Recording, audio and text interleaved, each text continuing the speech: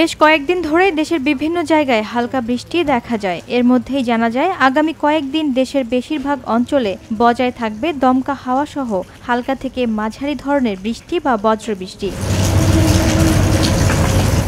দেশের ৫ বিভাগ ঢাকা, খুলনা, বরিশাল, চট্টগ্রাম ও সিলেটের অধিকাংশ জায়গায় টানা কয়েকদিন বৃষ্টি হতে পারে।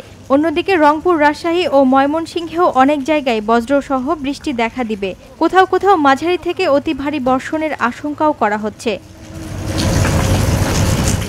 এদিকে বৃষ্টির কারণে দিনের তাপমাত্রায় কিছুটা বদল আসতে পারে, তবে রাতের তাপমাত্রা অপরিবর্তিত থাকবে। আবহাওয়া অধিদপ্তর বলছে শনিবার ও রবিবার কিছুটা বদল আসতে পারে। তখন উত্তর ও পূর্বাঞ্চলে বৃষ্টির পরিমাণ বেশি হলেও দক্ষিণে কিছুটা কমে আসবে। বর্ধিত ৫ দিনের শেষ দিকে বৃষ্টিপাতের প্রবণতা আবার বাড়বে। তাই জলাবদ্ধতা, ভেজা রাস্তায় দুর্ঘটনা এবং বজ্রপাতের ঝুঁকি এড়াতে সবাইকে সতর্ক থাকতে বলা হয়েছে।